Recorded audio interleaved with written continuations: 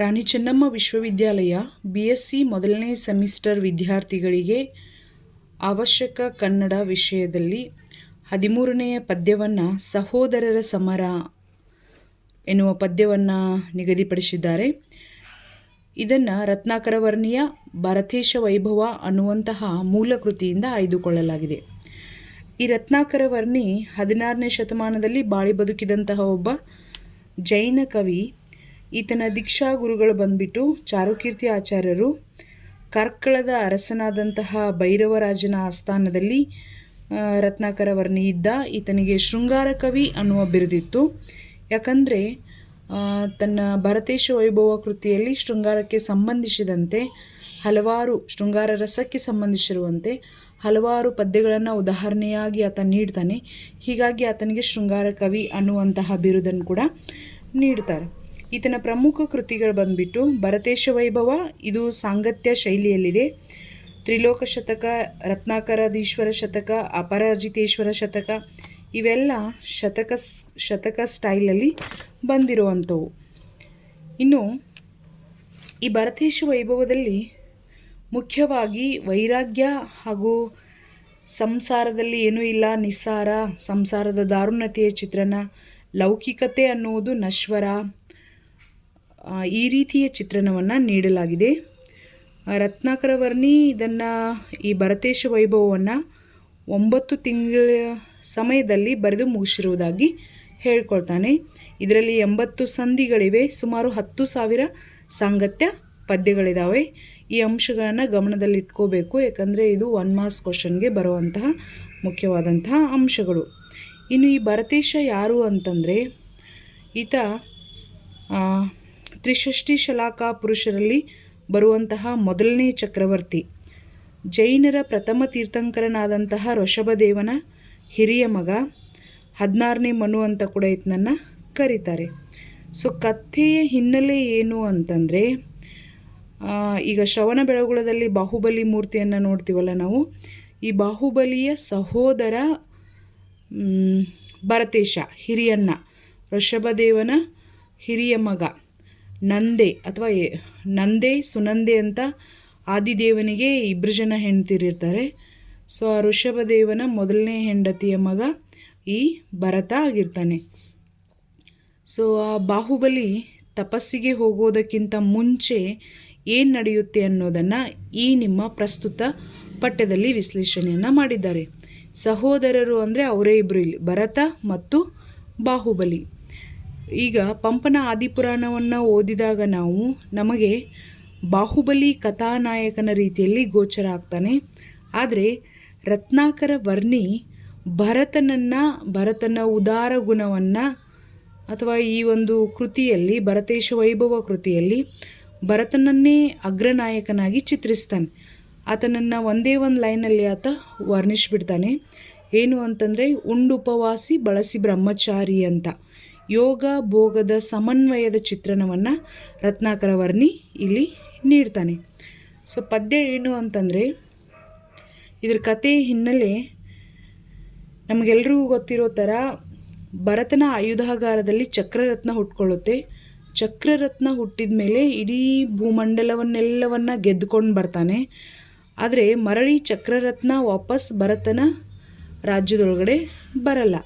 ಯಾಕೆ ಅಂತಂದರೆ, ಭರತ ಇನ್ನೂ ತನ್ನ ಸಹೋದರರನ್ನು ಸೋಲಿಸಬೇಕಾಗಿರುತ್ತೆ. ಆವಾಗ ಈ ಭರತ ತನ್ನ ಸಹೋದರರಿಗೆಲ್ರಿಗೂ ಹೇಳಿ ಕಳಿಸ್ತಾನೆ, ಸೊ ನಾನು ಶರಣಾಗಬೇಕು ಅಂತ. ಆದರೆ ಬಾಹುಬಲಿ ಎಲ್ಲ ಸಹೋದರರು ಶರಣಾದರೂ ಕೂಡ ಬಾಹುಬಲಿ ಶರಣ ಆಗಂಗಿಲ್ಲ. ಸೊ ಆವಾಗ ಯುದ್ಧ ನಡೀತದೆ. ಸೊ ಯುದ್ಧ ಯಾವ ರೀತಿಯಾಗಿ ನಡೆಯುತ್ತೆ ಅನ್ನೋದನ್ನು ಈ ನಿಮ್ಮ ಪದ್ಯ ಭಾಗದಲ್ಲಿ ವಿಶ್ಲೇಷಣೆ ಮಾಡಲಾಗಿದೆ. ಇದರ ಇನ್ನೊಂದು ವಿಶೇಷತೆ ಏನು ಅಂತಂದರೆ, ಈ ಯುದ್ಧ ಕೂಡ ಜೈನ ತತ್ವದ ಆಧಾರದ ಮೇಲೆ ನಿಂತಿದೆ. ಯಾಕಂದರೆ ಜೈನರು ಅಹಿಂಸಾ ಪ್ರಿಯರು. ಸೊ ಇಲ್ಲಿ ಈ ಯುದ್ಧದ ಒಂದು ವಿಶೇಷತೆ ಏನು ಅಂತಂದರೆ, ಯಾರು ಯುದ್ಧ ಮಾಡಬೇಕಲ್ಲ ಅವರಷ್ಟೇ ಯುದ್ಧ ಮಾಡ್ತಾರೆ. ಉದಾಹರಣೆಗೆ ನಾವು ಬೇರೆ ಸಾಮಾನ್ಯ ಯುದ್ಧದಲ್ಲೆಲ್ಲ ರಾಜರ ಸಲುವಾಗಿ ಸೈನಿಕರೆಲ್ಲ ಹೊಡೆದಾಡ್ಕೊಂಡು ಸತ್ತೋಗ್ಬಿಡ್ತಾರೆ. ಆದರೆ ಇಲ್ಲಿ ಇಬ್ಬರು ರಾಜರು ತಾವಷ್ಟೇ ಯುದ್ಧ ಮಾಡ್ತಾರೆ. ಭರತ ಮತ್ತು ಬಾಹುಬಲಿ ತಾವಿಬ್ಬರೇ ಯುದ್ಧ ಮಾಡ್ತಾರೆ. ಸೊ ಅದು ಒಂದು ಇದರ ವಿಶೇಷತೆ. ಈಗ ಸಹೋದರರ ಸಮರ ರತ್ನಾಕರ ವರ್ಣಿ. ಭರತೇಶ ಭುಜಬಲಿ ರಾಜರ ಮಂತ್ರಿ ಮಿತ್ರರು ನಡು ನೆಲದೊಳ್ ಒಗ್ಗಾಗಿ ದೊರೆಗಳಿಬ್ಬರ ಕದನಕ್ಕೆ ಮುಂದೆ ಯೋಚಿಸಿದರು ಮೃದು ಕಲೆಯನೇನೆಂಬೆ. ಮೊದಲನೆಯ ಪದ್ಯ ಏನು ಅಂತಂದರೆ, ಭರತೇಶ ಅಂದರೆ ಭರತ ಚಕ್ರವರ್ತಿ ಮತ್ತು ಭುಜಬಲಿ ಅಂದರೆ ಬಾಹುಬಲಿ. ಸೊ ಅವನ ಹೆಸರು ಭುಜಬಲಿ, ಬಾಹುಬಲಿ, ಬಾಹುಗಳಲ್ಲಿ ಅತಿಯಾದ ಬಲವನ್ನು ಹೊಂದಿರೋನು ಅಂದಂಗೆ. ಸೊ ಈ ಹೆಸರನ್ನು ಆದಿನಾಥ ಅಥವಾ ಋಷಭದೇವ ಬಾಹುಬಲಿಗೆ ಇಟ್ಟಿರ್ತಾನೆ. ಯಾಕಂದರೆ ಈಗಲೂ ನಾವು ಶ್ರವಣ ಬೆಳಗೊಳದ ಮೂರ್ತಿಯನ್ನು ನೋಡಿದರೆ ಸೊ ಅದರ ಆಕರ್ಷಣೀಯ ಶೈಲಿ ಏನು ಅಂತಂದರೆ ಆತನ ಭುಜ. ಸೊ ಈ ಬಾಹುಬಲಿ ಮತ್ತು ಭರತ ಇವರ ಮಂತ್ರಿಗಳು, ಭರತೇಶ ಭುಜಬಲಿ ರಾಜರ ಮಂತ್ರಿ ಮಿತ್ರರು. ಈ ಇಬ್ಬರು ರಾಜರ ಮಂತ್ರಿ ಮಿತ್ರರೆಲ್ಲ ನಡುನೆಲದೊಳ್ ಒಗ್ಗಾಗಿ, ನಡುನೆಲ ಅಂದರೆ ಯುದ್ಧಭೂಮಿ, ಆ ಯುದ್ಧಭೂಮಿಯಲ್ಲಿ ಒಂದಾಗಿ ಒಂದು ಕಡೆ ಸೇರ್ಕೊಂಡ್ಬಿಟ್ಟು ದೊರೆಗಳಿಬ್ಬರ ಕದನಕ್ಕೆ ಮುಂದೆ ಯೋಚಿಸಿ. ಈ ದೊರೆಗಳಿಬ್ಬರು ಇವರ ಕದನಕ್ಕೆ, ಇವರ ಯುದ್ಧಕ್ಕೆ, ಈ ಭರತ ಮತ್ತು ಬಾಹುಬಲಿ ಇವರಿಬ್ಬರು ದೊರೆಗಳು, ಇವರ ಕದನಕ್ಕೆ ಏನಪ್ಪ ಮುಂದೆ ಯಾವ ಥರ ಇವರು ಕದನ ಮಾಡಬೇಕು, ಯಾವ ಥರ ಇವರು ಯುದ್ಧ ಮಾಡಬೇಕು ಅಂಥೇಳಿ ಯೋಚಿಸಿದರು ಮೃದು ಕಲೆಯನೇನೆಂಬೆ. ಮೃದು ಕಲೆ, ಮೃದು ಅಂತಂದರೆ ಯಾರಿಗೂ ತೊಂದರೆ ಆಗದೆ ಇರುವಂತಹ ನಯವಾದ ಕಲೆ ಯಾವುದು, ಯಾರಿಗೂ ಅಪಾಯ ಆಗದೆ ಇರೋ ಥರ, ನೋವಾಗದೇ ಇರೋ ಥರ ಯಾವ ಥರ ಯುದ್ಧ ಆಗಬೇಕು ಈ ಇಬ್ಬರ ರಾಜರ ಮಧ್ಯೆ ಅಂಥೇಳಿ ಭರತೇಶ ಮತ್ತು ಬಾಹುಬಲಿ ಇವರಿಬ್ಬರ ಮಂತ್ರಿ ಮಿತ್ರರು ವಿಚಾರ ಮಾಡ್ತಾರೆ. ಸೊ ಇದು ಮೊದಲನೆಯ ಪದ್ಯ. ಇದಾದ ನಂತರ ನೆಕ್ಸ್ಟ್, ಭೂರಿ ವಾದ್ಯದ ನಾದ ನಿಂದುದು ಕದನದ ಬೇರಿಯ ಸನ್ನೆ ಮತ್ತಿರಲಿ 6-5-4 ನುಡಿವೇಳ್ವ ಮೊದಲೆಂದನಾ ಆರಾಯ ಪಲರು ಕೇಳುವಂತೆ. ಆವಾಗ ಮುಂದೆ ಏನಾಗುತ್ತೆ ಅಂತಂದರೆ, ಭೂರಿವಾದ್ಯದ ನಾದ ನಿಂದುದು. ಸೊ ಯುದ್ಧ ಪ್ರಾರಂಭ ಆಗೋಕ್ಕಿಂತ ಮುಂಚೆ ಭೂರಿವಾದ್ಯದ ನಾದ, ಯುದ್ಧದ ಕಹಳೆ, ಯುದ್ಧವಾದ್ಯ, ಒಂದು ಯುದ್ಧ ಪ್ರಾರಂಭ ಆಗೋಕ್ಕಿಂತ ಮುಂಚೆ ಒಂದು ರೀತಿಯ ಯುದ್ಧದ ಕಹಳೆಯನ್ನು ಓದ್ತಾರೆ, ಆರಂಭದ ಕಹಳೆಯನ್ನು. ಸೊ ಆ ಯುದ್ಧದ ವಾದ್ಯದ ನಾದ ನಿಲ್ತದ, ಕದನದ ಬೇರಿಯ ಸನ್ನೆ ಮತ್ತಿರಲಿ, ಆ ಕದನ ಬೇರಿಯ ಸೌಂಡು ನಿಂತಾಗ 6-5-4 ನುಡಿವೇಳ್ವ, 6-5-4 ಜನ ಅಲ್ಲಿರುವಂತಹ ಮಂತ್ರಿಗಳು ಹೇಳೋ ರೀತಿಯಲ್ಲಿ ಮೊದಲೆಂದನ ರಾಯ ಪಲರು ಕೇಳುವಂತೆ. ಸೊ ಉಭಯ ಮಂತ್ರಿಗಳ ಸನ್ನೆಯಂತೆ 6-5-4 ಜನ ಏನು ಮಂತ್ರಿಗಳು ಮಾತಾಡಿರ್ತಾರಲ್ಲ, ಆ ನುಡಿಗಳು, ಅವರೇನು ನುಡಿ ಹೇಳಿರ್ತಾರಲ್ಲ ಅದನ್ನು ಕೇಳಿಕೊಂಡು ರಾಯ ಅಂದರೆ ಇಲ್ಲಿ ಭರತ ಹಲವರು ಕೇಳುವ ರೀತಿಯಲ್ಲಿ, ಪಲರು ಅಂದರೆ ಹಲವರು ಕೇಳಿಸ್ಕೊಳ್ಳೋ ರೀತಿಯಲ್ಲಿ ಈ ರೀತಿಯಾಗಿ ಹೇಳ್ತಾನೆ. ಏನು ಹೇಳ್ತಾನೆ ಅಂತಂದರೆ, ಗೆಲವೆಂಬುದೇನು ಉಪಚಾರವಲ್ಲನ್ನ. ಗೆಲುವು, ವಿನ್ ಆಗೋದು, ಗೆಲ್ಲೋದು ಇದೇನು ಉಪಚಾರದ ಮಾತಲ್ಲ, ಹೌದಾ? ಯಾರು ಬೇಕಾದರೂ ಗೆಲುವಾಗ್ಬೋದು, ಭರತನೂ ಗೆಲ್ಬಹುದು ಅಥವಾ ಬಾಹುಬಲಿ ಗೆಲ್ಬಹುದು. ಗೆಲವೆಂಬುದೇನು ಉಪಚಾರವಲ್ಲನ್ನ ತೋಳ್ಬಲವ ಬಲ್ಲೆನು ಸತ್ಯಬಹುದು. ಯಾರು ತೋಳ್ಬಲ? ಬಾಹುಬಲಿಯ ತೋಳ್ಬಲ. ಗೆಲುವು ಅನ್ನೋದು ಅದೇನು ಸಾಧಾರಣವಾದಂತಹ ಮಾತಲ್ಲ, ಉಪಚಾರದ ಮಾತಲ್ಲ. ನನಗೆ ನನ್ನ ವಿರೋಧಿಯಾದಂತಹ ಅಥವಾ ನನ್ನ ವಿರುದ್ಧ ಯುದ್ಧಕ್ಕೆ ನಿಲ್ಲುವಂತಹ ಬಾಹುಬಲಿಯ ತೋಳ್ಬಲವನ್ನು ಕೂಡ ನಾನು ಬಲ್ಲೆ, ನನಗೆ ಗೊತ್ತು, ಅದು ಸತ್ಯಬಹುದು. ನನಗಿಂತ ಜಾಸ್ತಿ ಬಾಹುಬಲಿ ತೋಳ್ಬಲನೇ ಜಾಸ್ತಿ ಇದೆ, ಅದು ಸತ್ಯ ಕೂಡ ಇದೆ. ಬಲವೆಲ್ಲ ಕೇಳುವಂತೆ ಪೇಳ್ವೆನೂ ಕೇಳೆಂದು. ಬಲವೆಲ್ಲ ಅಂದರೆ ಸೈನ್ಯವೆಲ್ಲ ಕೇಳೋ ರೀತಿಯಲ್ಲಿ ನಾನು ಹೇಳ್ತಾ ಇದ್ದೀನಿ, ಕೇಳಿ ಅಂಥೇಳಿ. ಬಳಿಕ ಚಕ್ರೇಶ ನಿಂತೆಂದನು. ಈ ರೀತಿಯೆಲ್ಲ, ಚಕ್ರೇಶ ಅಂದರೆ ಭರತ ಚಕ್ರವರ್ತಿ ಈ ರೀತಿಯಾಗಿ ಹೇಳ್ತಾನೆ. ಏನು ಹೇಳ್ತಾನೆ ಅಂತಂದರೆ, ಎಲ್ರಿಗೂ ಕೇಳೋ ರೀತಿಯಲ್ಲಿ ಹೇಳ್ತಾನೆ. ಇಲ್ಲಿ ಭರತನ ಉದಾತ್ತ ಗುಣವನ್ನು ವರ್ಣಿಸಲಾಗಿದೆ. ದೃಷ್ಟಿ ವಿಜಯವೆಂತು ಪಂಚವಿಶಂತಿ ಚಾಪದಷ್ಟು ದಷ್ಟುದ್ದ ಹೆಚ್ಚು ನೀನೆನ್ನ ದೃಷ್ಟಿಸಬಹುದ್ ಆನು ನಿನ್ನನ್ ನೋಳ್ಪಾಗ್ ಊರ್ಧ್ವ ದೃಷ್ಟಿ ನೊಂದೆವೆ ಹೊಯ್ವುದೆಂದ. ಹೌದಾ. ನೆಕ್ಸ್ಟ್ ಏನಂತಾನೆ ಅಂದರೆ ದೃಷ್ಟಿಯುದ್ಧ ಅಂಥೇಳಿ, ದೃಷ್ಟಿ ವಿಜಯವೆಂತು ಅಂತ. ಸೊ ಈಗ ಮಂತ್ರಿ ಇಬ್ಬರು ರಾಜರ ಮಂತ್ರಿಗಳೆಲ್ಲ ಸೇರಿಸಿ ಯಾವ ಥರ ಯುದ್ಧ ಆಗಬೇಕು ಅಂತ ಡಿಸೈಡ್ ಮಾಡಿರ್ತಾರೆ ಅವರು. ಯಾವ್ಯಾವ ಯುದ್ಧ ಅಂದರೆ ದೃಷ್ಟಿಯುದ್ಧ, ಜಲಯುದ್ಧ, ಮಲ್ಲಯುದ್ಧ. ಅದು ಭರತ ಮತ್ತು ಬಾಹುಬಲಿ ಮಧ್ಯದಲ್ಲಿ ಮಾತ್ರ ನಡಿಬೇಕು. ಅಲ್ಲಿ ಯಾರಿಗೂ ಸೈನಿಕರಿಗೆ ಅವಕಾಶ ಇರೋಂಗಿಲ್ಲ, ಅಥವಾ ಸೈನಿಕರು ಸುಮ್ಮನೆ ಈ ರಾಜ್ಯರ ಸಲುವಾಗಿ ಸೈನಿಕರು ಯುದ್ಧ ಮಾಡಿ ಸಾಯಬಾರ್ದು ಅಂಥೇಳಿ ಇಬ್ಬರು ರಾಜರ ಮಧ್ಯೆನೇ ಯುದ್ಧ ನಡೀತಿರ್ತದೆ. ಇನ್ನು ದೃಷ್ಟಿಯುದ್ಧ ಅಂದರೆ ಏನು ಅಂದರೆ ಕಣ್ಣು ಪಿಳುಕಿಸದೆ ಭರತ ಬಾಹುಬಲಿಯನ್ನು ನೋಡೋದು, ಬಾಹುಬಲಿ ಭರತನನ್ನು ನೋಡೋದು. ಸೊ ಯಾರು ಮೊದಲು ಕಣ್ಣು ಪಿಳುಕಿಸ್ತಾರಲ್ಲ ಅವರು ಸೋತ ಹಾಗೆ. ಇಲ್ಲಿ ವಿಶೇಷತೆ ಏನು ಅಂತಂದರೆ ಭರತ ದೊಡ್ಡವನಿದ್ರು, ಬಾಹುಬಲಿ ಭರತನಕ್ಕಿಂತ ಚಿಕ್ಕವನಿದ್ರು. ಹೈಟಲ್ಲಿ ಎತ್ತರದಲ್ಲಿ ಬಾಹುಬಲಿ ಎತ್ತರದಲ್ಲಿರ್ತಾನೆ. ಸೊ ಎತ್ತರದಿಂದ ಭರತನನ್ನು ದಿಟ್ಟಿಸಿ ನೋಡಬೇಕಾದ್ರೆ ಬಾಹುಬಲಿಗೆ ಅಷ್ಟೇನು ಕಷ್ಟ ಆಗ್ತಿರಲ್ಲ. ಆದರೆ ಭರತನಿಗೆ ಕತ್ತೆತ್ತಿ ಮೇಲೆ ನೋಡಬೇಕಾದ್ರೆ ಆತ ಬಾಹುಬಲಿಯನ್ನು ದಿಟ್ಟಿಸಬೇಕಾದ್ರೆ ಸೊ ಜಾಸ್ತಿ ನೋವಾಗ್ತಿರುತ್ತೆ. ಹೀಗಾಗಿ ಆಟೋಮೆಟಿಕ್ಲಿ ಯುದ್ಧದಲ್ಲಿ ಯಾರು ಗೆಲ್ತಾರೆ? ಬಾಹುಬಲಿನೇ ಗೆಲ್ತಾನೆ. ಸೊ ಅದನ್ನೇ ಇಲ್ಲಿ ಈತ ವರ್ಣಿಸ್ತಾ ಇದ್ದಾನೆ. ದೃಷ್ಟಿ ವಿಜಯವಂತು. ದೃಷ್ಟಿ ವಿಜಯ ಅಂದರೆ ಪೂರ್ತಿ ಕಣ್ಣು ನೋಡೋದು. ಸೊ ಈ ದೃಷ್ಟಿ ವಿಜಯವಂತೂ ಪಂಚವಿಶಂತಿ ಚಾಪದಷ್ಟುದ್ದ ಹೆಚ್ಚು ನೀನೆನ್ನ ದೃಷ್ಟಿಸಬಹುದು. ಈ ಮಾತನ್ನು ಯಾರಿಗೆ ಹೇಳ್ತಾ ಇದ್ದಾನೆ ಭರತ ಅಂತಂದರೆ ಬಾಹುಬಲಿಗೆ ಹೇಳ್ತಾ ಇದ್ದಾನೆ. ದೃಷ್ಟಿಯುದ್ಧದಲ್ಲಿ ನೀನು ಪಂಚವಿಶಂತಿ ಚಾಪದಷ್ಟು, ಪಂಚವಿಶಂತಿ ಅಂತಂದರೆ ಪಂಚ ಅಂದರೆ 5, ವಿಶಂತಿ ಅಂದರೆ 20, 25 ಚಾಪ ಅಂತಂದರೆ ಬಾಣ, 25 ಬಾಣಗಳಿಗಿಂತ ಅಧಿಕವಾಗಿ ಅಷ್ಟು ಹೆಚ್ಚು ನೀನು ನನ್ನನ್ನು ದೃಷ್ಟಿಸಬಹುದು. ಅಂದರೆ ಆತನ ನೋಡುವ ಶೈಲಿಯನ್ನು ಬಾಣ ಬಿಡುವುದಕ್ಕೆ ಹೋಲಿಸ್ತಾನೆ ಇಲ್ಲಿ. ನೀನು ನನ್ನನ್ನು 25 ಬಾಣಗಳಿಗಿಂತ ಅಧಿಕವಾದಷ್ಟು ಹೆಚ್ಚು ನೀನು ನನ್ನನ್ನು ವೀಕ್ಷಿಸಬಹುದು, ಎನ್ನ ದೃಷ್ಟಿಸಬಹುದು. ಆನು ನಿನ್ನ ನೋಳ್ಪಾಗ್ ಅಂದರೆ ನಾನು ನಿನ್ನನ್ನು ನೋಡ್ತಾ ಇರಬೇಕಾದ್ರೆ ನೋಳ್ಪಾಗ್ ಊರ್ಧ್ವ ದೃಷ್ಟಿ ನೊಂದೆವೆ. ಊರ್ಧ್ವ ಅಂತಂದರೆ ನಾನು ಈಗ ಹೇಳಿದ್ನಲ್ಲ, ನಾನು ನಿನ್ನನ್ನು ನೋಡಬೇಕಾದ್ರೆ ಕತ್ತೆತ್ತಿ ಊರ್ಧ್ವ ಅಂದರೆ ಮೇಲ್ಮುಖವಾಗಿ ನೋಡಬೇಕು. ಸೊ ಆವಾಗ ನನ್ನ ದೃಷ್ಟಿ ನೊಂದೆವೆ. ನನ್ನ ದೃಷ್ಟಿ ಅಂದರೆ ನನ್ನ ಕಣ್ಣುಗಳು ಆವಾಗ ನೊಂದುತ್ತವೆ. ನೊಂದೆವೆ ಹೊಯ್ವುದೆಂದ, ನೊಂದು ಹೋಗಿಬಿಡ್ತಾವೆ. ಸೊ ದೃಷ್ಟಿ ನೊಂದು ಏನು ರೆಪ್ಪೆಯನ್ನು ಬಡಿಬಹುದು ಅಂಥೇಳಿ ಭರತ ದೃಷ್ಟಿಯುದ್ಧದ ಬಗ್ಗೆ ಮಾತಾಡ್ತಾನೆ. ಅದಾದ ನಂತರ ಜಲಯುದ್ಧದೊಳ್ ನಾನು ಚೆಲ್ಲೆ ನಿನ್ನೆದೆ ಮುಟ್ಟಿ ಇಳಿಯುವುದು ವಾರಿ ನೀನೆನ್ನ ಮುಳುಗಿಸಿ ಬಿಡಬಹುದ್ ಅದರಿಂದ ನನಗಾಗ ಚಳಿತಡ್ಡ ಮೊಗವಹುದೆಂದ.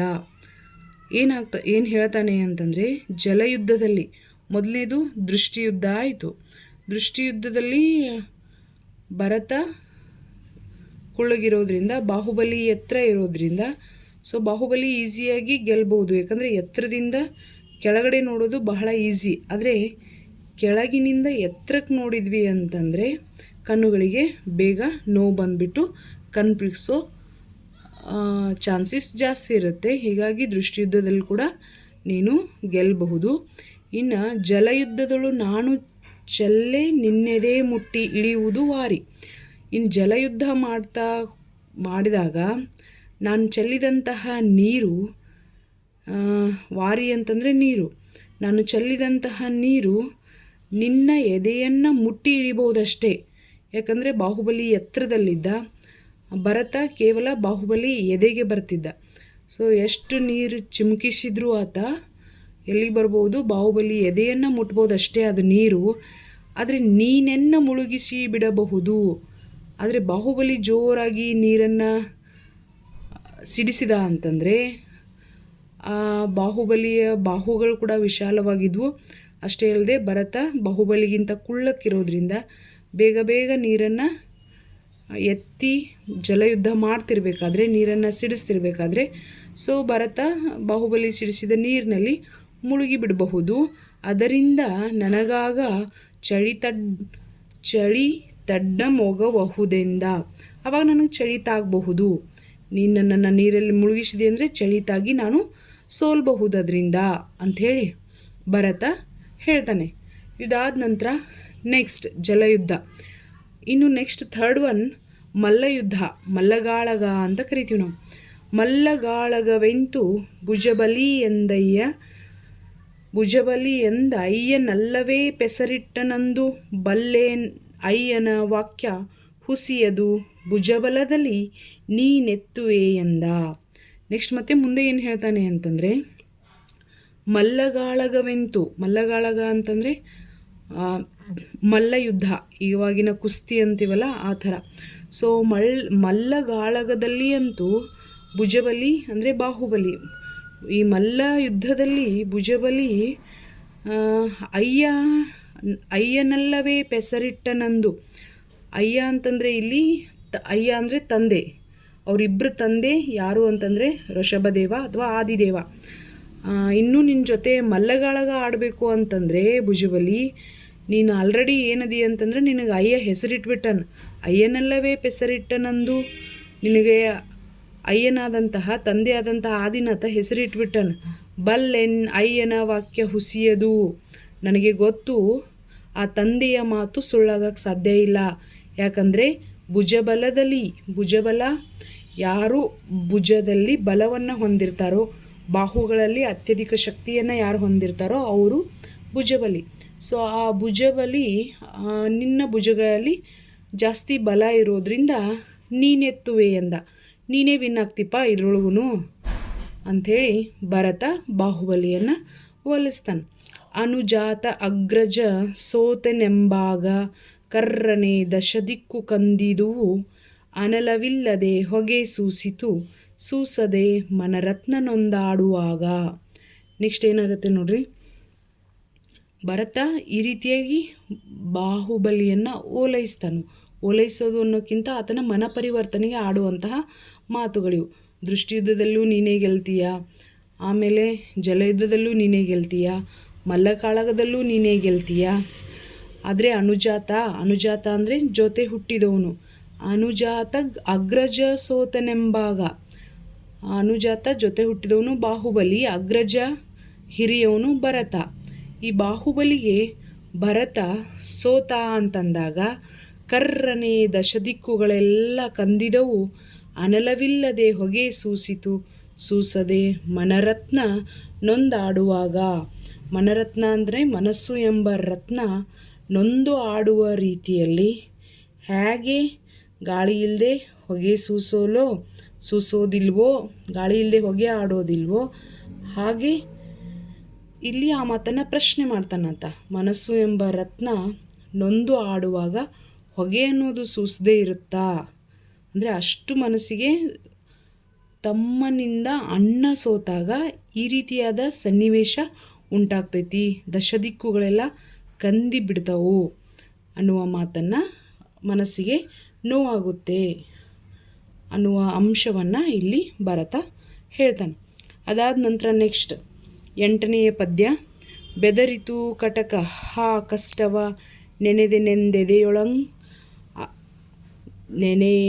ಬೆದರಿತು ಕಟಕ ಹಾ ಕಷ್ಟವ ನೆನೆದೆನೆಂದೆದೆಯೊಳ್ ಅಂಗಜ ನೊಂದುಕೊಳುತ್ತ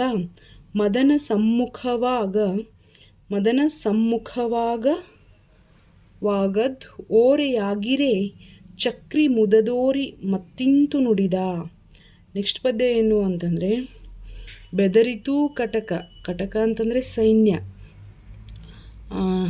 ಬಾಹುಬಲಿ ಕಷ್ಟವನ್ನು ಕೊಟ್ಟ ಅಂಥೇಳಿ, ಯಾಕಂದರೆ ಬಾಹುಬಲಿನೇ ವಿನ್ ಆಗ್ತಾನೆ ಅಂದ್ಕೊಂಡು ಬೆದರಿತು ಕಟಕ, ಸೈನ್ಯವೆಲ್ಲ ಹೆದರಿಬಿಟ್ಟು ಹಾ ಕಷ್ಟವ ನೆನೆದೆನೆಂದೆದೆಯೊಳ್, ಬಾಹುಬಲಿ ಕಷ್ಟವನ್ನು ನೀಡ್ತಾನಪ್ಪ ಅಂಥೇಳಿ ಕಟಕ ಸೈನ್ಯವೆಲ್ಲ ಹೆದರಿಬಿಟ್ಟಾಗ ಅಂಗಜ ನೊಂದುಕೊಳ್ಳುತ್ತಾ, ಅಂಗಜ ಅಂದ್ರೆ ಇಲ್ಲಿ ಈ ಬಾಹುಬಲಿ ನೊಂದ್ಕೊಳ್ತಾ ಮದನ ಸಮ್ಮುಖವಾಗ ಓರೆಯಾಗಿರೇ, ತನ್ನ ಮುಖವನ್ನು ಅಣ್ಣನಿಗೆ ತೋರಿಸದೆ ಒಂದು ರೀತಿಯ ನಾಚಿಕೆ ಆದಂತಾಗಿ ಓರೆಯಾಗಿ, ಮುಖವನ್ನು ತೋರಿಸದೆ ಓರೆಯಾಗಿ ಚಕ್ರಿ ಮುದದೋರಿ ಮತ್ತಿಂತು ನುಡಿದ. ಆವಾಗ ಭರತ ಚಕ್ರಿ ಅಂದರೆ ಇಲ್ಲಿ ಭರತ ಚಕ್ರಿ ಮುದದಿಂದ ಅಂದರೆ ಅಷ್ಟೇ ಪ್ರೀತಿಯಿಂದ ಸಮಾಧಾನದಿಂದ ಮತ್ತೆ ಈ ರೀತಿಯಾಗಿ ತಮ್ಮನನ್ನು ಭರತ ನೋಡಿ ಈ ರೀತಿಯಾಗಿ ನುಡಿತಾನೆ. ಏನು ಅಂತಂದರೆ, ಭರತನ ಮಾತನ್ನು ಕೇಳಿ ಸೈನ್ಯವೆಲ್ಲ ಕಷ್ಟ ಅಂಥೇಳಿ ಬೆದರಿ ಬಿಡ್ತಾರೆ. ಯಾಕಂದರೆ ಸೈನ್ಯದವರಿಗೆಲ್ಲ ಭರತನ ಮೇಲೆ ಪ್ರೀತಿ. ಆದರೆ ಈ ಜಲಯುದ್ಧ, ಮಲ್ಲಯುದ್ಧ, ಆಮೇಲೆ ದೃಷ್ಟಿಯುದ್ಧ ನೋಡಿದರೆ ಯಾರು ಗೆಲ್ತಾರೀಗ? ಬಾಹುಬಲಿನೇ ಗೆಲ್ತಾನೆ. ಸೊ ತಮ್ಮನಿಂದ ಅಣ್ಣ ಸೋತ ಅಂಥೇಳಿ ಆದರೆ ಅದು ಮನಸ್ಸಿಗೆ ನೋವಾಗುತ್ತೆ, ಸೊ ಕಷ್ಟ ಆಗುತ್ತೆ ಅಂಥೇಳಿ ಅಲ್ಲಿರುವಂಥ ಸೈನಿಕರೆಲ್ಲ ಹೆದರಿ ಬಿಡ್ತಾರೆ. ಆವಾಗ ಅಣ್ಣನ ಮಾತನ್ನು ಕೇಳಿ ಬಾಹುಬಲಿಗೆ ಮನಸ್ಸಿಗೆ ನೋವಾಗ್ತದೆ. ಆವಾಗ ಆತ ಚಕ್ರಿ ಅಂದರೆ ಭರತ ಚಕ್ರಿ ಮತ್ತೆ ಈ ರೀತಿಯಾಗಿ ಭಾಳ ಮೃದು ಧ್ವನಿಯಿಂದ ಮುದದಿಂದ ತಮ್ಮನ ಮೇಲೆ ಪ್ರೀತಿ ತೋರಿಸಿ ಈ ರೀತಿಯಾಗಿ ನುಡಿತಾನೆ. ಏನಂತ ನುಡಿತಾನೆ ಅಂದರೆ, ಕೇಳನ್ನ ಚಕ್ರವ ಬಯಸಿತಿಲ್ಲಾನು ಶಸ್ತ್ರಾಲಯದೊಳ್ ತಾನೇ ಹುಟ್ಟಿ ಏಳಿಸಿ ನಾಡ ಸುತ್ತಿಸಿತು ನಿಮ್ಮೆಲ್ಲರ ಆಲಿಗೆ ನೋವಾಗುವಂತೆ. ಹೌದಾ? ಸೊ ಇಲ್ಲಿ ಭರತ ತಂದೇನು ತಪ್ಪಿಲ್ಲ ಅಂತ ಹೇಳ್ಕೊತಿದ್ದಾನೆ. ಏನಂದರೆ, ಕೇಳು ಬಾಹುಬಲಿ ಕೇಳು, ನಾನೇನು ಚಕ್ರವನ್ನು ಬಯಸಿರಲಿಲ್ಲ, ಆ ಚಕ್ರರತ್ನವನ್ನು ನಾನು ಬಯಸಿರಲಿಲ್ಲ. ಆದರೆ ಭರತನ ಶಸ್ತ್ರಾಲಯದಲ್ಲಿ ಆ ಚಕ್ರರತ್ನ ಉದಯಿಸಿರ್ತದೆ. ಸೊ ಭರತ ಏನು ಮಾಡ್ತಾನೆ ಅಂದರೆ, ಆ ಚಕ್ರರತ್ನ ಉದಯ ಆದಾಗ ತಂದು ಅದನ್ನು ಜ್ಯೋತಿಷಿಗಳಿಗೆ ತೋರಿಸ್ತಾನೆ. ಜ್ಯೋತಿಷಿಗಳು ಹೇಳ್ತಾರೆ ಏನಂದರೆ, ಇದು ಷಟ್ಖಂಡ ಮಂಡಲವನ್ನು ಗೆಲ್ಲುವಂತಹ ಚಕ್ರ. ಆ ಚಕ್ರರತ್ನವನ್ನು ನೀ ಎಲ್ಲೆಲ್ಲಿ ಪ್ರಯೋಗ ಮಾಡ್ತೀಯಲ್ಲ ಆ ರಾಜರೆಲ್ಲರೂ ನಿನಗೆ ಕಪ್ಪನ್ನು ತಂದು ಒದಗಿಸಬೇಕು, ಇಲ್ಲಾಂದರೆ ನೀನು ಅವ್ರ ಜೊತೆ ಯುದ್ಧ ಮಾಡಬೇಕು ಅಂತ. ಆ ಥರ ತನ್ನಿಂದ ತಾನೇ ಹುಟ್ಟಿರ್ತದೆ. ಸೊ ಇಡೀ ಭೂಮಂಡಲವನ್ನೆಲ್ಲ ಗೆದ್ಕೊಂಡು ಬರ್ತಾನೆ. ಆದರೆ ವಾಪಸ್ ಮರಳಿ ಬರಬೇಕಾದ್ರೆ ತನ್ನ ಅಯೋಧ್ಯೆಯಲ್ಲಿಯೇ ಆ ಚಕ್ರರತ್ನ ಒಳಗಡೆ ಬರೋಂಗಿಲ್ಲ. ಆಮೇಲೆ ಮತ್ತೆ ಆ ದ್ವಾರವನ್ನು ಅದು ಪ್ರವೇಶಿಸಿದಾಗ ಮತ್ತೆ ಜೋಯಿಶ್ರನ್ನು ಕೇಳ್ತಾರೆ ಹೋಗಿ. ಆವಾಗ ಜೋಯಿಶ್ರು ಹೇಳ್ತಾರೆ, ನೀನು ಇಡೀ ಜಗತ್ತನ್ನು ಗೆದ್ದಿದೀಯಪ್ಪ, ಆದರೆ ನಿನ್ನ ಸಹೋದರರನ್ನ ಯಾರನ್ನೂ ನೀನು ಇನ್ನೂ ಗೆದ್ದಿಲ್ಲ ಅಂತ. ಸೊ ಸಹೋದರರಿಗೆಲ್ರಿಗೂ ಕೂಡ ಹೇಳ್ತಾನೆ ಬಂದು ಶರಣಾಗಬೇಕು ಅಂತ. ಮಿಕ್ಕ ಸಹೋದರರೆಲ್ಲರೂ ಬಂದು ಶರಣಾಗ್ತಾರೆ, ಆದರೆ ಬಾಹುಬಲಿ ಮಾತ್ರ ಶರಣಾಗಂಗಿಲ್ಲ. ಸೊ ಶರಣಾಗದೇ ಇರೋ ಕಾರಣಕ್ಕೆ ಭರತ ಬಾಹುಬಲಿಯ ಮೇಲೆ ಯುದ್ಧಕ್ಕೆ ಹೋಗಬೇಕಾದಂತಹ ಸನ್ನಿವೇಶ ಬಂದಿರುತ್ತೆ. ಸೊ ಆ ಒಂದು ಚಕ್ರರತ್ನದ ಉದಯದ ಸಂಗತಿಯನ್ನು ಭರತ ಇಲ್ಲಿ ನೆನಪಿಸ್ತಾ ಇದ್ದಾನೆ. ನೋಡಣ್ಣ, ಚಕ್ರವನ್ನು ನಾನು ಬಯಸಿರಲಿಲ್ಲ, ಅದು ಶಸ್ತ್ರಾಲಯದೊಳಗಡೆ ತಾನೇ ಹುಟ್ಟಿ ನನ್ನನ್ನು ಏಳಿಸಿ ನಾಡ ಸುತ್ತಿಸಿತು. ಅಷ್ಟೇ ಅಲ್ಲದೆ ನಾಡ ಸುತ್ತೋ ಥರ ಮಾಡ್ತು, ಇಡೀ ಭೂಮಂಡಲವನ್ನೆಲ್ಲ ಗೆಲ್ಲೋ ಥರ ಮಾಡ್ತು, ನನ್ನನ್ನು ಸುತ್ತಾಕೋ ಥರ ಮಾಡ್ತು. ನಿಮ್ಮೆಲ್ಲರ ಆಲಿಗೆ ನೋವಾಗುವಂತೆ. ಆಲಿ ಅಂತಂದರೆ ಕಣ್ಣು. ಸೊ ನಿಮ್ಮ ಸಹೋದರರ ಕಣ್ಣುಗಳೆಲ್ಲ ನೋವಾಗುವಂತೆ. ಯಾಕಂದರೆ ಭರತನಿಗೆ ಕೇವಲ ಬಾಹುಬಲಿ ಒಬ್ಬನೇ ಸಹೋದರ ಇರಲಿಲ್ಲ, ಇನ್ನೂ ಭಾಳ ಜನ 90ಕ್ಕೂ ಅಧಿಕ ಜನ ಸಹೋದರರಿದ್ದರು. ಆ ಎಲ್ಲ ಸಹೋದರರ ಕಣ್ಣಿಗೆ ನೋವಾಗೋ ರೀತಿಯಲ್ಲಿ ಈ ಚಕ್ರರತ್ನ ಮಾಡಿತು ಅಂಥೇಳಿ ಚಕ್ರರತ್ನವನ್ನು ಹಳೆಯುವಂತಹ ಪ್ರಸಂಗ ಈ 9ನೇ ಪದ್ಯ. ಇನ್ನು ನೆಕ್ಸ್ಟ್ 10th ಒನ್, ಅರಸಾಗಿ ನೀನೊರೊಳಿರ್ದೆ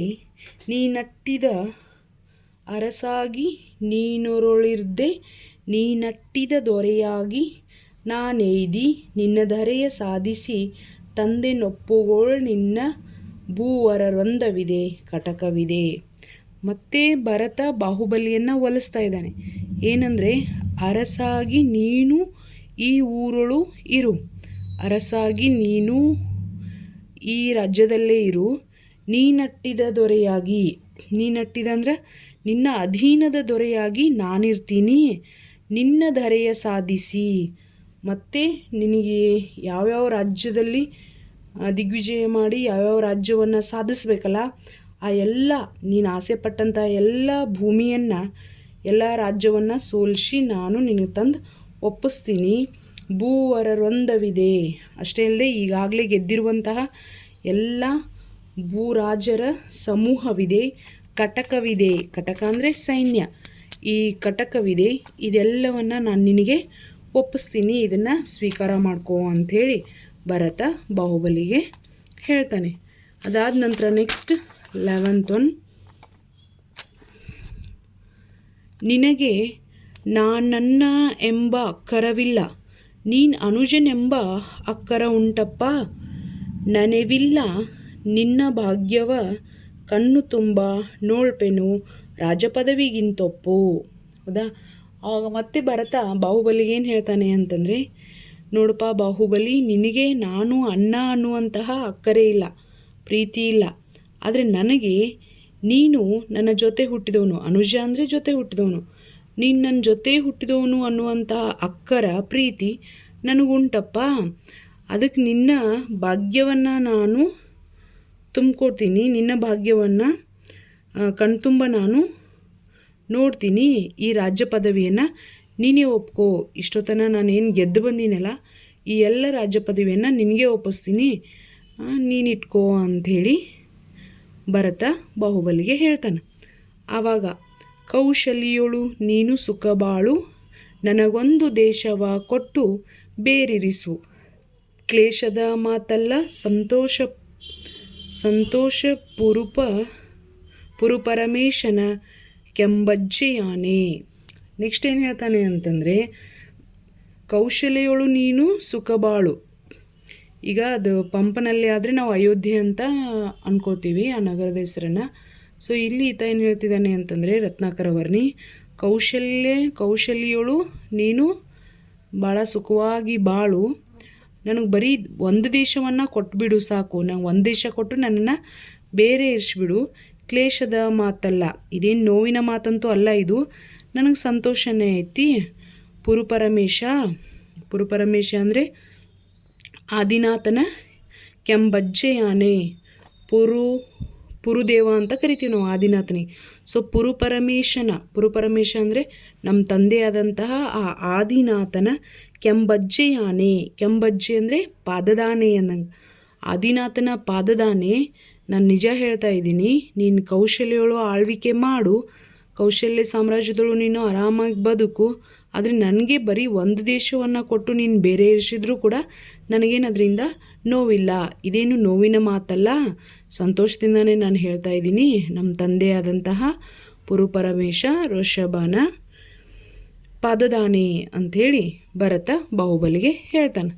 ಇದಾದ ತಕ್ಷಣ ನೆಕ್ಸ್ಟ್ 13ನೇ ಪದ್ಯ. ವಿರಸವ ಬಿಡೆಂದ ಚಕ್ರಿ ನುಡಿಯೇ ಪೂಸರನು ತಗ್ಗುತ್ತ, ಮನಸ್ಸಿನೊಳು ಮುರಿದ ಮೊರೆಯೊಳಿರೆ ಚಕ್ರರತ್ನವನಾಗ ಕರೆದಿಂತು ನುಡಿದನಾ ಚಕ್ರಿ. ಆವಾಗ ಮತ್ತೆ ಏನು ಹೇಳ್ತಾನೆ ಭರತ ಬಾಹುಬಲಿಗಂದರೆ, ವಿರಸವ ಬಿಡೆಂದು, ವಿರಸವನ್ನು, ಕಲಹವನ್ನು, ಜಗಳವನ್ನು ಬಿಟ್ಬಿಡು. ಚಕ್ರಿ ನುಡಿಯೇ, ಭರತ ಚಕ್ರಿ ಈ ರೀತಿ ನುಡಿತಿರ್ಬೇಕಾದ್ರೆ, ಪೂಸರ ಅಂದರೆ ಬಾಹುಬಲಿ ತಗ್ಗುತ್ತಾ ಮನಸ್ಸಿನೊಳು, ಬಾಹುಬಲಿ ಮನಸ್ಸಿನಲ್ಲೇ ತಗ್ಗಿಬಿಡ್ತಾನೆ, ನೋವಾಗಿಬಿಡ್ತದ.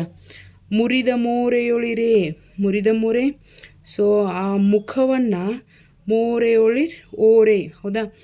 ಸೊ ಬಾಹುಬಲಿಗೆ ಒಂದು ರೀತಿಯ ಅಸಹ್ಯಕರ ಭಾವನೆ ಉಂಟಾಗಿ, ಸೊ ನಾನು ಅಣ್ಣನ ಮೇಲೇ ಯುದ್ಧಕ್ಕೆ ಹೋದೆನಲ್ಲ ಅಂಥೇಳಿ ಮುಖವನ್ನು ಓರೆ ಮಾಡಿ ನಿಂತಿರ್ಬೇಕಾದ್ರೆ ಚಕ್ರರತ್ನವನಾಗ ಕರೆದಿಂತು. ಆವಾಗ ಭರತ ಚಕ್ರರತ್ನವನ್ನು ಕರ್ಕೊಂಡು ಬಂದು ಪಕ್ಕಕ್ಕೆ ಚಕ್ರರತ್ನವನ್ನು ಕರೆದು ಈ ರೀತಿಯಾಗಿ ನುಡಿತಾನೆ. ಚಕ್ರಿ ಅಂದರೆ ಭರತ. ಏನು ನುಡಿತಾನೆ ಅಂತಂದರೆ ನೆಕ್ಸ್ಟ್ ಪದ್ಯದಲ್ಲಿ 14, ಹೋಗು ಚಕ್ರವೇ ಭುಜಬಲಿಯನ್ನು ಓಲೈಸು. ಹೌದಾ? ಹೋಗು ಚಕ್ರರತ್ನ, ಹೋಗು ನೀನು ಭುಜಬಲಿಯನ್ನು ಓಲೈಸು. ಯಾಕಂದರೆ ಈಗ ಚಕ್ರರತ್ನ ಭರತನನ್ನು ಓಲೈಸಿರ್ತದ. ಸೊ ಈಗ ಬಾಹುಬಲಿಯನ್ನು ನೀನು ಓಲೈಸೆನೆ ಹೋಗದೀತಗೆ ಪುಣ್ಯ ಉಂಟು ಪೋಗನೆಯಗೆ ಚಕ್ರ ಬೆಸಗೈವ ಪುಣ್ಯವಿಲ್ಲಾಗಿ ನಿಂದಿತು ಮುಂದೆ ಬಂದು. ಭರತ ಆ ಚಕ್ರರತ್ನವನ್ನು ಕರೆದು ಹೇಳ್ತಾನೆ, ಹೋಗು ನೀನು ಬಾಹುಬಲಿಯನ್ನು ಓಲೈಸು. ಇವಾಗಿಂದ ನೀನು ಬಾಹುಬಲಿ ಸೇವೆ ಮಾಡು ಅಂತ. ಆದರೆ ಅದು ಹೋಗದೀತಗೆ ಆ ಚಕ್ರರತ್ನ ಅವನ ಹತ್ರಕ್ಕೆ ಹೋಗದೆ ಅದಕ್ಕೆ ಪುಣ್ಯ ಉಂಟು. ಏನು ಪುಣ್ಯ ಅಂತಂದರೆ, ಪೂಗನೆಗೆ ಚಕ್ರ ಬೆಸಗೈವ ಪುಣ್ಯವಿಲ್ಲಾಗಿ, ಈ ಬಾಹುಬಲಿಗೆ ಆ ಚಕ್ರರತ್ನವನ್ನು ಸೇವೆ ಪಡೆಯುವಂತಹ ಪುಣ್ಯ ಇಲ್ಲಾಗಿ ಅದು ನಿಂದಿತು ಮುಂದೆ ಬಂದು ವಾಪಸ್ ಬಂದು ಅದು ಮತ್ತೆ ಯಾರ ಮುಂದೆ ನಿಲ್ತದ? ಭರತನ ಮುಂದೆನೇ ಬಂದು ನಿಲ್ತದ. ಬಾಹುಬಲಿ ಹತ್ತಿರಕ್ಕೆ ಹೋಗುವಂತಹ ಅಥವಾ ಬಾಹುಬಲಿಗೆ ಆ ಚಕ್ರರತ್ನದ ಸೇವೆಯನ್ನು ಪಡೆಯುವಂತಹ ಪುಣ್ಯ ಇಲ್ಲ ಅಂದಂಗೆ. ಇನ್ನು ನೆಕ್ಸ್ಟ್ 15th one, ಎಲ್ಲೆಲ್ಲೇ ಪಿಸಾಚಿ ಹೋಗೆಂದರೇತಕ್ಕೆ ಹೋಗೆ. ಮತ್ತೆ ಭರತ ಆ ಚಕ್ರರತ್ನಗೆ ಕೇಳ್ತಾನೆ, ಎಲ್ಲೆಲ್ಲೇ ಪಿಸಾಚಿ, ಚಕ್ರರತ್ನಕ್ಕೆ ಪಿಸಾಚಿ ಅಂತ ಬೈತಾನೆ. ಎಲ್ಲೆಲ್ಲೇ ಪಿಸಾಚಿ, ನೀನು ಹೋಗು ಅಂತ ಹೇಳಿದ್ರು ಯಾಕೆ ಹೋಗ್ತಾ ಇಲ್ಲ? ಕಲಹ ನಿನ್ನಿಂದಾದುದೆನಗೆ, ಈ ಜಗಳ ಏನಾಗೈತಲ್ಲ ಆ ಜಗಳಕ್ಕೆ ಕಾರಣ ನೀನೇ. ಜಲಶಾಸ್ತ್ರನತ್ತ ಸಾರೆಂದು ನೂಕಿದರದು ಬಳೆಜಾರುವಂತೆ ಜಾರಿದುದು. ಹೌದಾ? ಸೊ ಏನು ಅಂತಂದರೆ, ಇಷ್ಟಕ್ಕೆಲ್ಲ ಕದನಕ್ಕೆ ಕಾರಣ ನೀನೇ. ಆತ ನಡೆ ಅಂಥೇಳಿ ನೂಕಿದ್ರೂ ಕೂಡ, ಸೊ ಈ ಜಲಶಾಸ್ತ್ರನತ್ತ ಸಾರೆಂದು ಅದನ್ನು ನನ್ನ ಬಿಟ್ಟು ನೀನು ತೊಲಗು ಅಂಥೇಳಿ ನೂಕಿದ್ರೂ ಕೂಡ ಬಳೆ ಜಾರುವಂತೆ ಜಾರಿದುದು. ಹೌದಾ?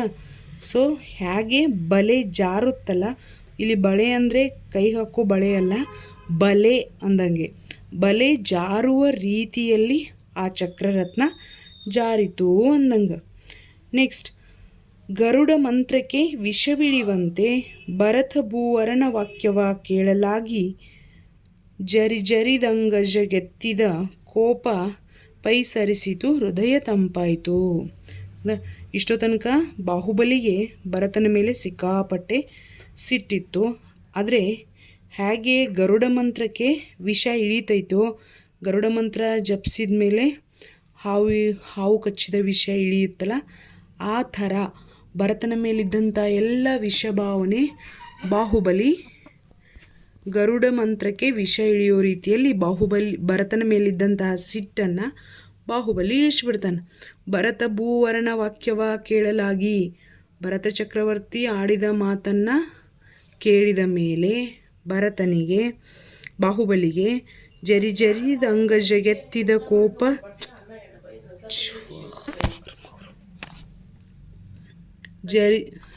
ಇದು ವಿಡಿಯೋ ಮಾಡತ್ತೀನಿ. ಜರಿದಂಗಜಗೆತ್ತಿದ ಕೋಪ ಪೈಸರಿಸಿತು ಹೃದಯ ತಂಪಾಯಿತು. ಸೊ ಭರತ ಚಕ್ರಿಯ ಮಾತನ್ನು ಕೇಳ್ತಿದ್ದಂತೆ ಬಾಹುಬಲಿಗೆ ಆತನ ಮೇಲೆ ಆವರಿಸಿದಂತಹ ಕೋಪ ಜರಿದು ಏನು ಸಿಟ್ಟಿತ್ತಲ್ಲ ಅದೆಲ್ಲ ಪೂರ್ತಿ ಹೇಗೆ ಬಲೆಜಾರುವ ರೀತಿಯಲ್ಲಿ ಎಲ್ಲ ಕಳಚ್ಕೊಂಡು ಹೋಗಿಬಿಡ್ತದ. ಕೋಪ ಆತನ ಹೃದಯ ಇದ್ದಿದ್ದ ತಂಪಾಗ್ತದ. ಕೋಪ ಜಾರಿ ಹೃದಯ ತಂಪಾಯಿತು ಅಂದಂಗೆ. ಇನ್ನು ನೆಕ್ಸ್ಟ್, ಒಲೆದ ಮೋರೆಯ ನೆಕ್ಸ್ಟ್ ಪದ್ಯ. ಒಲೆದ ಮೋರೆಯ ತಿರುಹಿದನು ಸಮ್ಮುಖವಾಗಿ, ಕಳೆದ ನೊಯ್ಯನೆ ತೋಳ ತೊಡಕ ಅಳುಕಾದುದನ್ನನ ಮೊಗವ ನೋಡದೆ ನಾಚಿ ತಲೆಗುಸಿದಿರ್ದನಾ ಮದನ. ಹೌದಾ? ಏನು ನೆಕ್ಸ್ಟ್ ಪದ್ಯ ಅಂತಂದರೆ, ಬಾಹುಬಲಿ ಒಲೆದ ಮೋರೆಯ ತಿರುಹಿದನು, ಬೇರೆ ಕಡೆ ಮುಖ ತಿರ್ಸಿದ್ನಲ್ಲ, ಭರತನನ್ನು ನೋಡೋಕ್ಕಾಗದೆ ಬೇರೆ ಕಡೆ ಮುಖ ತಿರ್ಸಿದ್ನಲ್ಲ, ವಾಪಸ್ ಒಂದ್ಸಲ ಏನು ಮಾಡ್ತಾನೆ ಅಂತಂದರೆ ಭರತನ ಕಡೆಗೆ ತನ್ನ ಮುಖವನ್ನು ತಿರುಗಿಸಿ ನೋಡ್ತಾನೆ. ಸಮ್ಮುಖವಾಗಿ ಕಳೆದ ನೊಯ್ಯನೆ ತೋಳ ತೊಡಕ, ಆವಾಗ ಭರತ ಚಕ್ರವರ್ತಿಯಡೆಗೆ ತನ್ನ ಮುಖವನ್ನು ತಿರುಗಿಸ್ತಾನೆ. ಆದರೆ ಅಣ್ಣನ ಮುಖವನ್ನು ನೋಡಲಾಗದೆ ಅಳುಕದಾದುದು ಅಣ್ಣನ ಮೊಗವ ನೋಡದೆ, ಬೇರೆ ಕಡೆ ತಿರ್ಸಿದ ಮೋರೆಯನ್ನು ಅಣ್ಣನ ಕಡೆ ನೋಡ್ತಾನೆ, ಆದರೆ ಆ ಅಣ್ಣನ ಮುಖವನ್ನು ನೋಡೋಕ್ಕಾಗದೆ ನಾಚಿ ತಲೆಗುಸಿದಿದ್ದನ ಮದನ. ಮದನ ಅಂದರೆ ಇಲ್ಲಿ ಬಾಹುಬಲಿ, ಅಷ್ಟು ಸುಂದರನಾಗಿ ಬಾಹುಬಲಿ ಇರ್ತಾನೆ. ಹೀಗಾಗಿ ಆತನನ್ನು ಮದನ ಅಂಥೇಳಿ ಕರೆದಿದ್ದಾರೆ. ಸೊ ತಲೆಗುಸಿರ್ದಿದ ಅಂದರೆ ತಲೆಯನ್ನು ತಗ್ಗಿಸಿದ ಅಂದಂಗೆ. ನಾಚಿ ತಲೆ ತಗ್ಗಿಸ್ತಾನೆ ಯಾರು ಅಂತಂದರೆ ಬಾಹುಬಲಿ. ಅಣ್ಣನ ಮಾತನ್ನು ಕೇಳಿ ನಾನು ಎಂಥ ತಪ್ಪು ಮಾಡಿಬಿಟ್ನಲ್ಲ, ಹೋಗಿ ಹೋಗಿ ಇಂತಹ ಅಣ್ಣನ ಮೇಲೆ ನಾನು ಯುದ್ಧ ಮಾಡೋಕ್ಕೆ ಹೊಂಟಿದ್ನಲ್ಲ ಅಂಥೇಳಿ ತನ್ನ ತಲೆಯನ್ನು ತಗ್ಗಿಸ್ಬಿಡ್ತಾನೆ. ಕಡೆಯ ಯುದ್ಧದೊಳಲ್ಲದಿವರುಕ್ಕೂ ನಿಲ್ಲದೇಂ ಎಂದಿಡಿಕಿರಿದ್ ಈಕ್ಷಿಸುತ್ತಿರ್ದು ನುಡಿಯೊಳೆ ಚಕ್ರಿ ಗೆಲ್ದುದ ಕಂಡು ಪೊಗಳ್ದರು ನುಡಿಯದೇ ಸಖ ಮಂತ್ರಿ ನೃಪರು. ನೆಕ್ಸ್ಟ್ ಪದ್ಯ ಏನು ಅಂತಂದರೆ, ಕಡೆಯ ಯುದ್ಧದಲ್ಲಿ ಕೊನೆಗೆ ಯುದ್ಧದೊಳಲ್ಲದಿವರುಕ್ಕೂ ಇವರಿಬ್ಬರು ಯುದ್ಧದೊಳಗಡೆ ನಿಲ್ಲದೆ, ಯುದ್ಧದಲ್ಲಿ ಇವರು ನಿಲ್ಲದೆ ಬಿಟ್ಟು ಬಿಡದೆ ಉತ್ಸಾಹದಿಂದ ಯುದ್ಧ ಮಾಡ್ತಾರೋ, ಇವರಿಬ್ಬರು ಯುದ್ಧ ಇನ್ನೇನು ನಿಲ್ಲೋದೇ ಇಲ್ಲ ಅಂಥೇಳಿ ಈಕ್ಷಿಸುತ್ತಿದ್ದ ಅಂದರೆ ವೀಕ್ಷಣೆ ಮಾಡ್ತಾ ಇದ್ದ, ನೋಡ್ತಿದ್ದಂತಹ ಅಲ್ಲಿರುವಂತಹ ಜನ, ಅವರ ಬಂಧು ಬಾಂಧವರು, ಮಂತ್ರಿ ರಾಜರೆಲ್ಲ ನುಡಿಯೊಳೆ ಚಕ್ರಿ ಗೆಲ್ದುದ ಕಂಡು, ಈ ಲೈನ್ ಭಾಳ ಇಂಪಾರ್ಟೆಂಟ್, ನುಡಿಯೊಳೆ ಚಕ್ರಿ ಗೆಲ್ದುದ ಕಂಡು, ಬರೀ ಭರತ ಬಾಹುಬಲಿಯನ್ನು ಮಾತಿನಲ್ಲೇ ಗೆದ್ದು ಬಿಡ್ತಾನೆ. ನೀನೇ ರಾಜ್ಯ ತಗೋ, ಇಷ್ಟೆಲ್ಲ ಚಕ್ರರತ್ನ ಉದಯ ಆಗಿದ್ದಕ್ಕೆ ಈ ರೀತಿಯಾಗಿ ಆಯಿತು, ಇದುವರೆಗೂ ನಾನು ಏನೇನು ಗೆದ್ಕೊಂಡು ಬಂದಿನಲ್ಲ ಆ ಇಡೀ ರಾಜ್ಯವನ್ನು ತಂದು ನಿನಗೆ ಒಪ್ಪಿಸ್ತೀನಿ ಅಂಥೇಳಿ ಈ ಮಾತಿನಿಂದಲೇ ತನ್ನ ತಮ್ಮನನ್ನು ಗೆದ್ದಿದ್ದನ್ನು ಕಂಡು ಪೊಗಳ್ದರು. ಪೊಗಳೋದು ಅಂದರೆ ಹೊಗಳ್ದರು. ಯಾರು? ಸಖ ಮಂತ್ರಿ ನೃಪರು. ಆತನ ಸ್ನೇಹವರ್ಗದವರು, ಬಂಧುವರ್ಗದವರು, ಮಂತ್ರಿ ರಾಜರೆಲ್ಲರೂ ಕೂಡ ಈ ಭರತ ಬಾಹುಬಲಿಯನ್ನು ಮಾತಿನಿಂದಲೇ ಮನವೊಲಿಸಿದ್ದನ್ನು ಕಂಡು ಮಿಕ್ಕ ರಾಜರೆಲ್ಲರೂ ಆಶ್ಚರ್ಯಪಡ್ತಾರೆ. ನುಡಿವ ಗಂಭೀರ ಬೋಧಿಪ ಬೋಧೆ ತಮ್ಮನೆಂದೊಡಕು ಹುಟ್ಟಿಸದೊಂದು ಪ್ರೀತಿ, ತೊಡರದ ಮಾತಿಂದ ಗೆಲ್ವ ಚಾತುರ್ಯಕ್ಕೆ ಪಡೆಯೆಲ್ಲ ಮೆಚ್ಚಿ ಕೀರ್ತಿಸಿತು.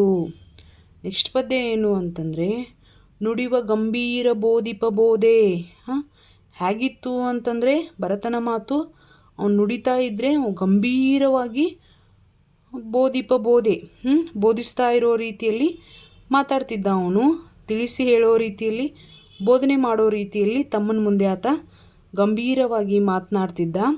ಅಷ್ಟೇ ಅಲ್ಲದೆ ತಮ್ಮನೆಂದೊಡಕು ಹುಟ್ಟಿಸದೊಂದು ಪ್ರೀತಿ, ಭರತನ ಮೇಲೆ ಬಾಹುಬಲಿಗೆ ಎಷ್ಟು ಪ್ರೀತಿ ಇತ್ತು ಅಂತಂದರೆ, ತಮ್ಮ ಅನ್ನುವಂತಹ ಒಡಕು ಹುಟ್ಟಿಸದೇ ಇರೋವಷ್ಟು ಪ್ರೀತಿ ಭರತನಿಗೆ ಬಾಹುಬಲಿ ಮೇಲಿತ್ತು. ತೊಡರದ ಮಾತಿಂದ, ತೊಡರ ಅಂದರೆ ಒಂದು ರೀತಿಯ ತೊಡರು ಇಲ್ಲದೆ ಇರೋದು, ಅಡುಕು ತೊಡಕು ಇಲ್ಲದೆ ಇರೋದು, ತೊಂದರೆ ಇಲ್ಲದೆ ಇರುವಂತಹ ಆ ಮಾತಿನಿಂದ, ಆ ಮಾತನಾಡುವಂತಹ ಗೆಲ್ಲುವ ಚಾತುರ್ಯಕ್ಕೆ, ಭರತನ ಮಾತಿನ ಚಾತುರ್ಯಕ್ಕೆ, ತೊಡರಿಲ್ಲದ ಮಾತಿನ ಚಾತುರ್ಯಕ್ಕೆ ಪಡೆಯೆಲ್ಲ ಮೆಚ್ಚಿ ಕೀರ್ತಿಸಿತು. ಪಡೆ ಅಂದರೆ ಸೈನ್ಯ ಎಲ್ಲ ಮೆಚ್ಚಿ ಭರತನನ್ನು ಕೀರ್ತಿಸ್ತದ, ಭರತನನ್ನು ಹೊಗಳ್ತದ. ನೆಕ್ಸ್ಟ್ ಪದ್ಯ, ದೀಕ್ಷೆ ಎಯ್ಯುವುದೇ ಲೇಸೆಂದು.